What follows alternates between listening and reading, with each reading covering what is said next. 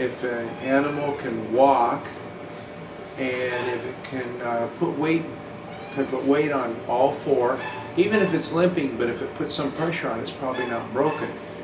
Most common sorenesses I see in the clinic every day are a pulled muscle, a sprained joint, older dog or cat with arthritis that causes pain in the joint. In cats especially, bite wounds, so you can look on the outside of the leg. And this little kitty is not putting weight down on this leg, and so that's more of a concern. I mean, either it's a really bad sprain or a break, and it doesn't flop around, but it's definitely painful. This little kitty was playing with its friend, a St. Bernard, or a big dog. I can't remember if it's a St. Bernard, but it's like 10 times bigger than this kitty is. And it couldn't put weight down. So we took some x-rays of this leg and I concentrated on the elbow area. There's you can see right here, this is a break. Here's the elbow, and here's the wrist, which is down here, and the break's right in here. And in the elbow itself, there's a break. This is upside down. There's also looks like a break in the elbow joint. Now, unfortunately, this looks maybe dislocated and maybe fractured. A lot of surgery for a young kitten with a lot of growth plates is very expensive. It would cost thousands of dollars to fix this with plates and pins, and it may not work. So what the owners have opted for is to try to put a splint or a cast on under anesthetic. So let's anesthetize this little kitty, and let's see what it feels like without pain, so I can manipulate it and see what it feels like, and try to feel if the elbow joint's working at all. And also, I'm going to try to put some kind of splint or cast on. You watching me? And in order to keep the limb kind of supported so it will heal. Don't you think it'd be a good idea? This is the joint that's a problem. Now with one under anesthetic, I can just kind of show you a little more what to look for. So if a cat's really lame, you want to check all the nails. Make sure there's no blood or fractured nails. You want to look under the pads and see if there's no wounds, no swellings.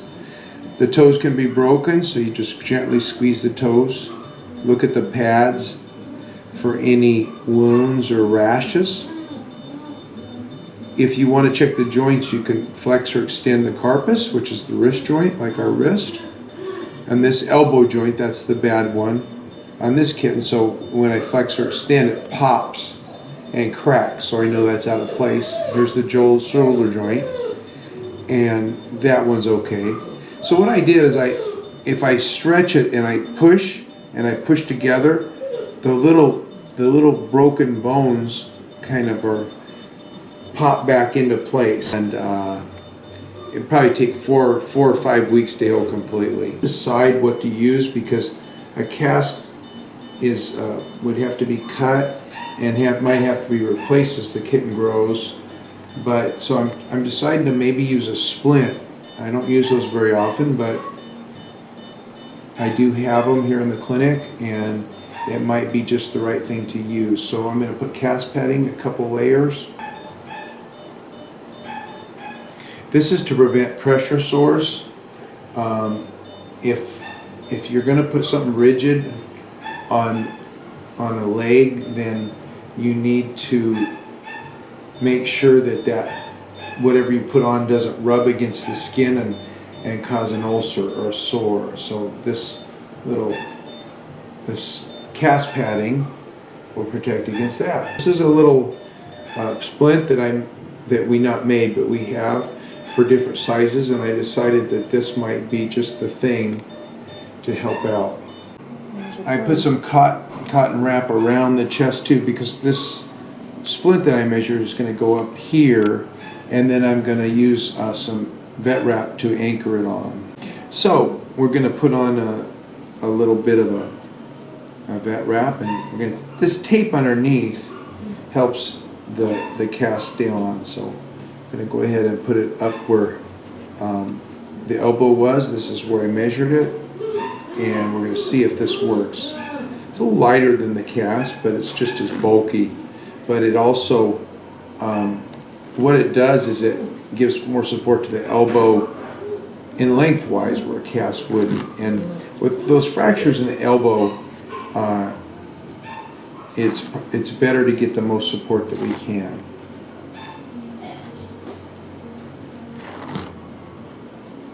The poor kitties, you'll see he'll act like, oh my God, I can't walk.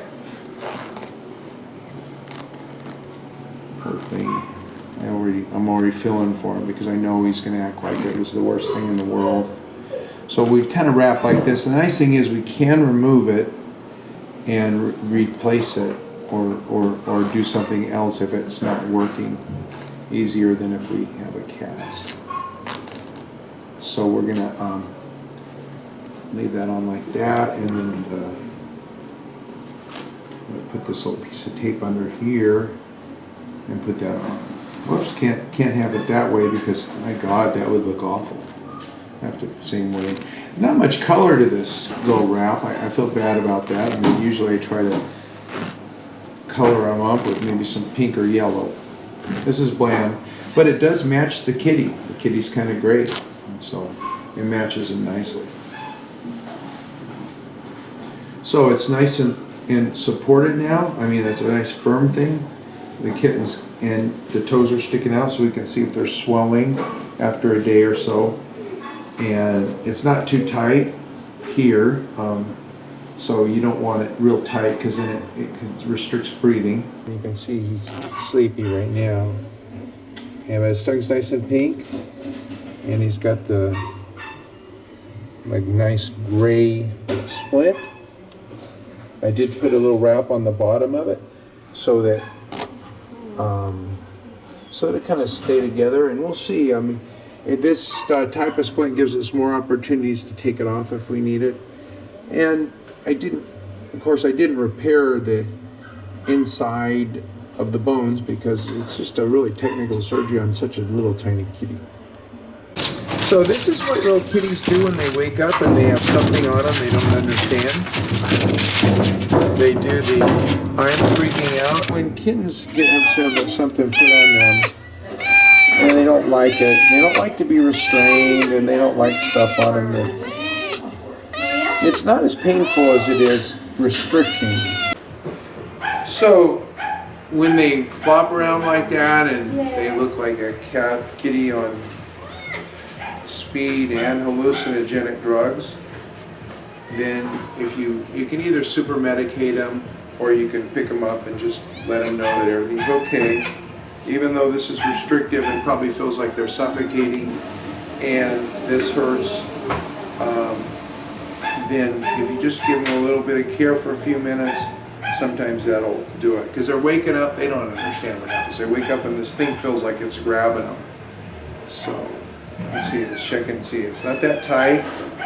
You're doing okay. It's just a big old stump leg, but your friend broke it, your Great Dane friend. So let's put you back in. And I know, I'm sorry. So now she's calmer and she's not in the floppy mode and she's okay. So that looked fairly severe. Now she's got this thing on her and she's going to have to learn how to deal with it. And it's going to take her a little while. As the little ones get used to it, you can see that he's not. Come on, kitty, kitty, kitty, kitty. Come on. Come on. Come on. Take a step. Take a step. Come on. Come on. Come on. Come on. Can you make it? Can you make it? This is Bella, and she's going home, and she's gonna act. Hi, Bella. You going home? Yeah. There's There's your family. Rocky was trying to find her last night. Yeah. So how did it happen? She was playing with the Saint Bernard and she got stepped on. Rocky jumped in. She jumped underneath Rocky. Wow. Well, so you stay away from Rocky. So cat sore legs in cats can be mostly or due to sprains or strains from running and fighting, jumping over fences, getting away for something, or doing the spectacular acrobatics they often do. Also, playing can lead to a broken limb, but usually it's due to a cat fight. That's what I see most often. But you can check the leg, like I mentioned. And in Bella's case, hopefully she'll tolerate that splint. We'll check for any complications like rashes or swellings. And it'll have to stay on about a month or more. And hopefully that elbow will heal up. And if you have a chance, check out Dog Dish Diet for better ways to feed your dog in Dog Dish Diet and avoid allergens. And feed your pet to avoid the vet, some home cooking for dogs and cats. And I have a new book coming up, Dog Diet Answer Book. It's a recap and new updates for the Dog Dish Diet. Have a great day.